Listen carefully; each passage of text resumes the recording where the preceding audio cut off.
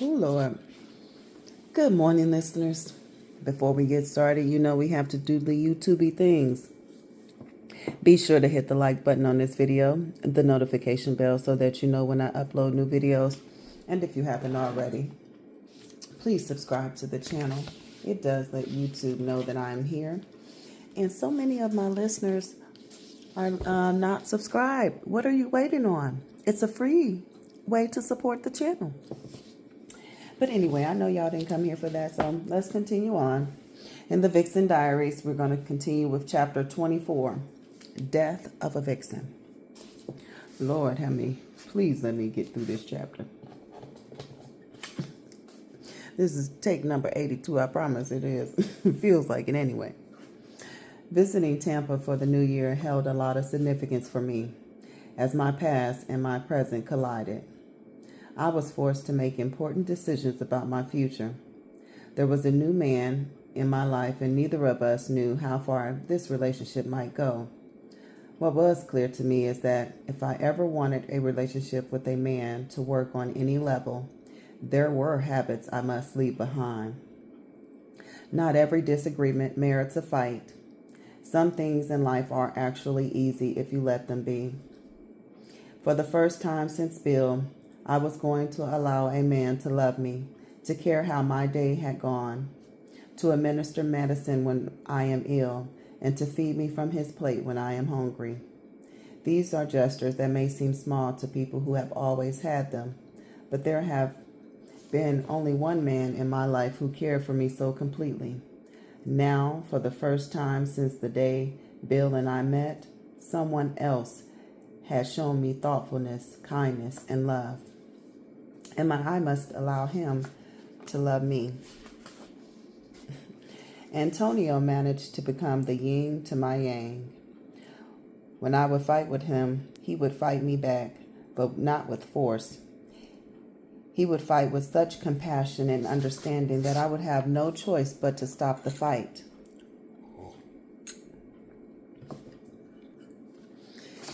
It's the same fight my mother had fought all those years. I came from a long line of confused women who would spend their nights alone or wondering what could have been. Women who have fought their way to nowhere for a cause they have never known. I cannot fight against kindness anymore. I listen to my mother speak, and I can hear the bitterness, the delusional sense of entitlement. As she so proudly puts it, she has mastered the art of separation, a skill that I am not interested in learning. I have no wish to be known as someone who is an expert at running men out of her life. I do not wish to put that energy into the universe and have it returned to me as a prophecy. What I know for sure now is that I don't need someone else to live, but I do need someone to love. In that regard, I'm like everyone else. My heart breaks, and there are times in my life when I find myself crying more than I smile. The point of this relationship with Antonio is not to fall in love and live happily ever after, but to teach myself how to allow someone to love me, and with my hardened heart, to continue to learn how to love in return. When I use this word love, I do not do so in a romantic context. I use it in its truest and deepest meaning. As my new life met with memories of my past in Tampa, I was forced to consider whether to revisit the place where it all started, the place my family landed when we moved from St. Thomas to the United States, the place where my life went from bad to worse. At first, I felt an obligation to go back to that apartment complex and face my demons. I felt as if I had to stare my past in the eye and show it that I had moved on. But then I asked myself, if I have truly moved on, why go back there? What do I have to prove, and to whom? I don't have to do anything to prove that I have moved on except to keep moving on. I chose not to go. My sister drove out to Antonio's home to pick up my son and take him to visit his grandmother for a couple of days.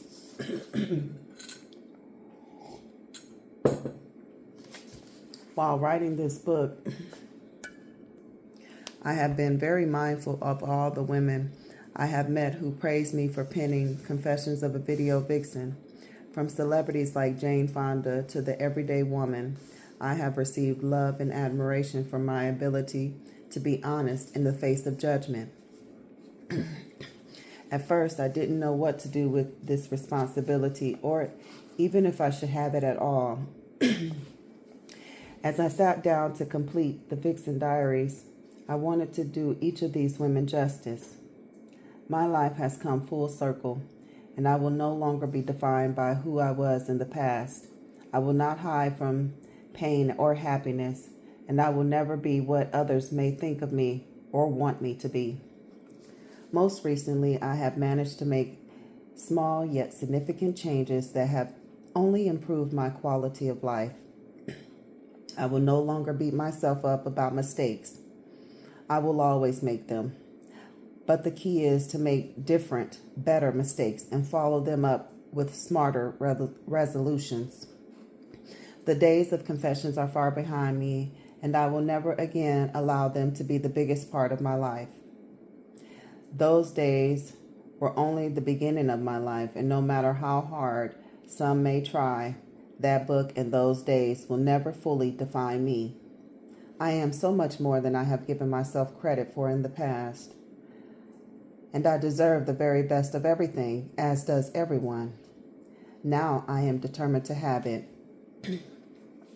As I sat in Antonio's bed in Tampa, my laptop warming my thighs and the clicking of its keys resounding through the room, I could feel how different I was from where I started. Not just where I started in that city, but different from each new start I have ever had. Before this time in my life, I never knew what the term growing pains meant. As a child, I would think, I grow every day, but I don't feel a thing. I couldn't say the same now, not even in jest. I feel every moment of every day of my life. And some days this growing hurts like nothing I've ever known. Even in the pain, however, I take some comfort. Because of it, I know I am changing and will never be the same person twice. Thank God for that. I was leaving Tampa with those loose ends of my girlhood tied together and with a clear understanding of the sort of person I don't want to be. Many times, as we grow older, we find ourselves becoming just like our parents, no matter how far the distance or time between us. I find it amazing how my son does things his father used to, though they have never known each other. Things like running his fingers up and down his arm while he sleeps and demanding to eat only waffles for breakfast most mornings. And even though I have been thousands of miles away from my mother for over 13 years, there are things about me that are a direct result of her habits and behaviors. These were ideas put in my head as a child over time. I find myself repeating these ideas out loud and perpetuating a cycle of stupidity. I cannot blame it all on my mother, since I also find myself doing and saying things the same as my father. Neither is becoming. Oh, hold on, y'all. I talked my throat dry, sorry. As I look at the relationship between my mother and all three of her daughters, I am sure she must be filled with regrets and what ifs. It seems that all of us are doing something in our lives that our mother never did or had the opportunity to do. I am a financially secure homeowner. My first sister is a hard-working, full-time student in a long-term relationship. My second sister holds down a lucrative job and only accepts the best. Not yet 21, she finds herself making more money than our mother ever made. Each of us is constantly wanting and achieving more. In a way, that is the goal of parenting, to watch your children grow up to be better, to have a better life than you did. On the other hand, however, it is sad when a parent is stunned by fear, pain, and embitterment. My mother seemed unable to say a nice word about Antonio, me, or anything the two of us did together while I visited. When I told her we were headed to the golf course where he lives in a planned community, her first comment was, "Oh, you don't have anything nice enough to wear to a golf course." Bam. If I ever wonder what she thought about my taste in clothing, I was no longer in doubt.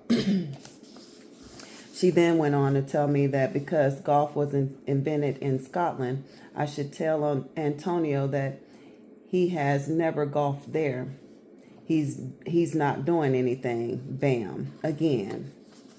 As if living in a private resort on a golf course wasn't enough for her. He has to go to Scotland to tee off? What is wrong with this woman? When I told her which community we were in, her first comment was, "I don't like those homes. They are so close together." Yet another blast at someone who had never done anything to her. "Well, Mom, you know what's close together? Apartments." My mother tried her best to shoot down everything I said about Antonio and the time we were having together. She seemed determined to ruin my perspective on this man and my life in general. Never once was she supportive. Never once could she say, "Oh, that's nice." As I listened to this shell of a woman declaring how content she is with her life, yet spewing only venom and discontent, I wonder what brought her to this place and how I could avoid the same fate. This could be me in 20 years, I told myself, if I'm not careful. Did she feel let down when her father and mother split? Was it tough being the only legitimate child out of 7 and being the prettiest with the lightest complexion? Did she always have to fight to prove herself? Was she searching for love from early in her youth? And when our father left her with me, was she also destroyed? And what about her next daughter's father? And the one after that? I was there, and I remember they hurt her. The list goes on and on after that, and just as I have found in my life, none of them stayed. When it's all said and done, you find yourself left with memories and battle scars, children, and shattered dreams and promises. Each man's job is to fix the mistakes of the one before, each of them making up for a father who hurt you. It never ends until you call it out, rip its roots from your core, and then you never go back there to the place where it all started, where it all went wrong. That was my challenge and my goal. I know no other way to avoid the bitterness that comes with holding on to pain and disappointment and making everyone else pay for the mistakes made before them. If I live my life this way, I will never be happy, and that is just not an option. I didn't mention any of this to my mother as she rattled on about all the things that were wrong with everyone else. I just hid it inside. This is where I come from, and this is what I refuse to be. I know from experience that complaining about even the most obvious of her mistakes and shortcomings never ends civilly. Everyone is wrong, and she has all the answers. This is about the time when Dr. Phil would interject and ask, "So, how's that working for you?" As I wrapped up my trip to Tampa and made plans to return in just 2 weeks, and every 2 weeks after that, I left feeling hopeful and a bit afraid.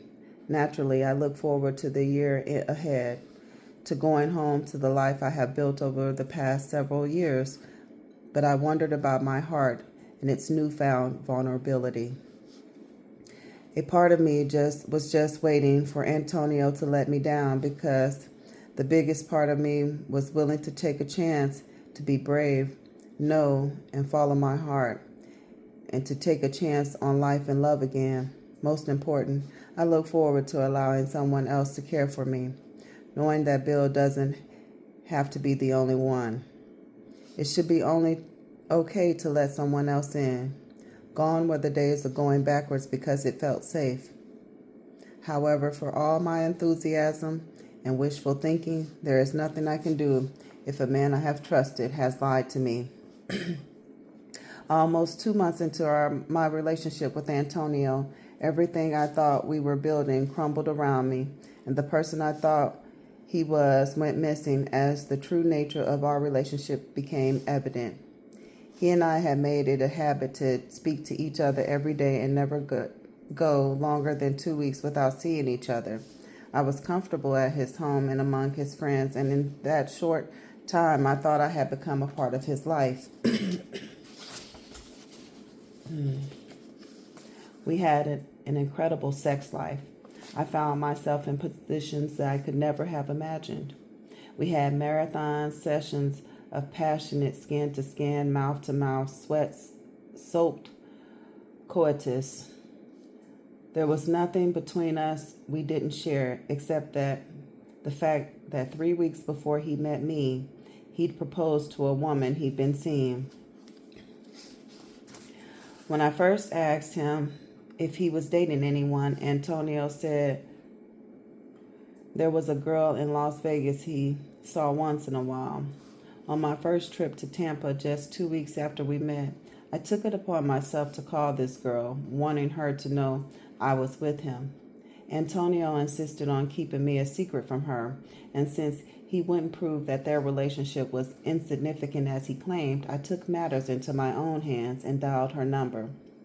As he and I talked late one night, I placed the call and laid the phone down, allowing her to hear our conversation.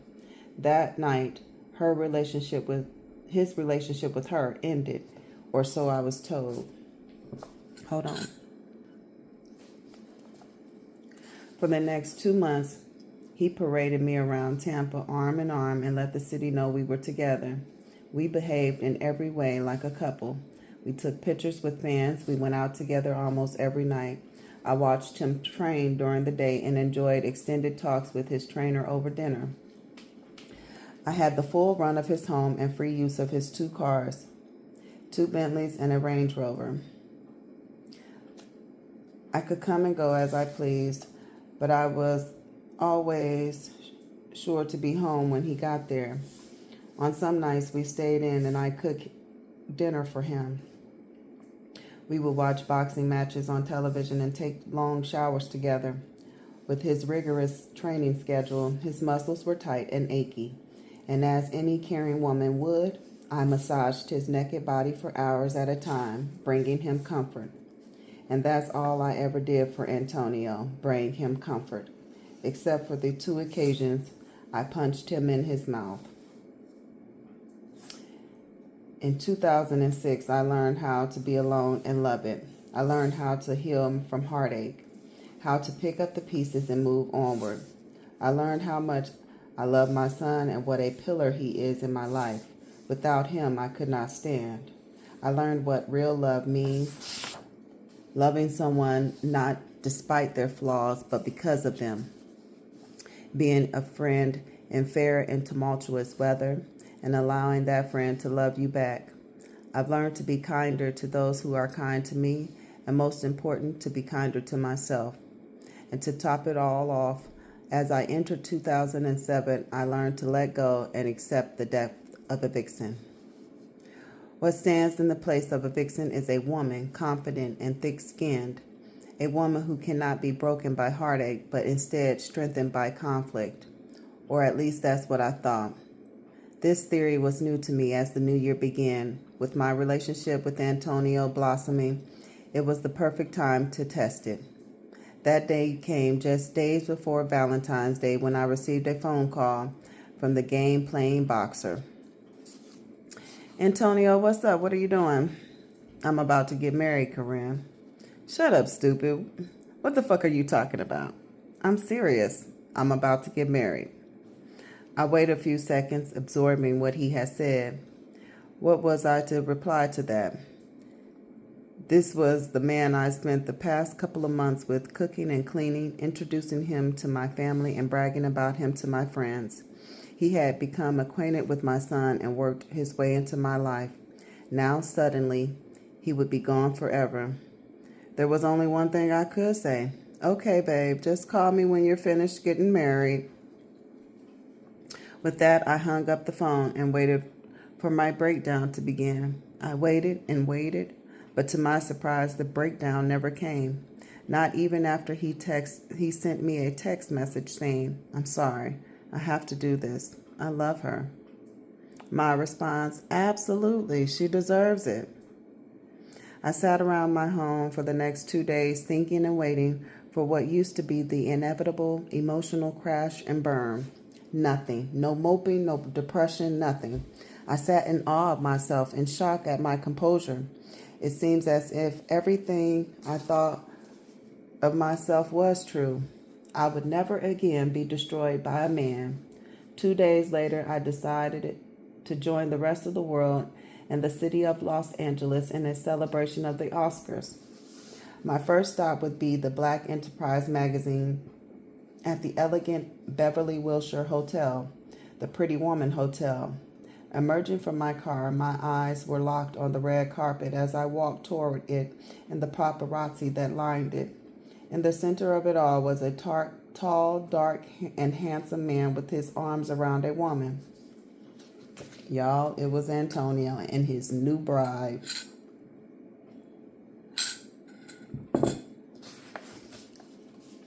I continued to walk toward the carpet with my heart racing in my chest, hoping I could keep my cool. I held my head high and maintained my smile as I approached.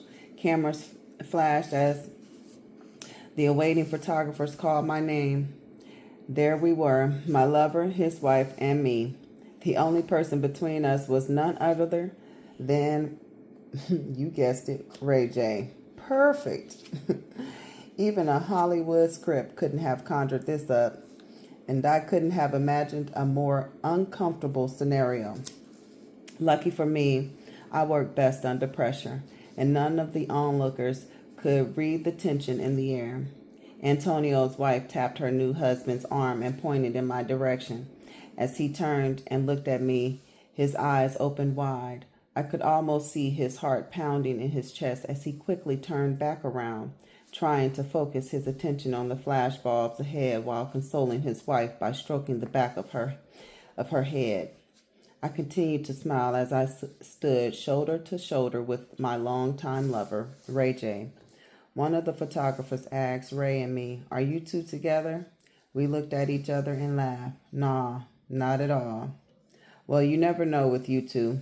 Isn't that the truth?" A part of me wanted to point to Antonio and say, "I'm not with him either, but I was just a week ago." And as Antonio and his wife kissed, I recalled his face and lips between my legs, licking and sucking my clicking asshole, and I wondered how I tasted to her. Ooh, that was good. Y'all, if you have listened this far, please be sure to hit the like button on that video, the notification bell so that you know when I upload new videos. And if you haven't already, subscribe to the channel. I'm just going to upload it because, honey, I have taped this about 5-6 times because y'all know I don't know how to edit. Ooh, the very first time I did it so beautifully and I accidentally deleted it. And then I tried to tape it over and I think I was so frazzled it just did not go well. But anyway, you know, like I say, y'all didn't come here for that. But thank you for listening to me. Until next time.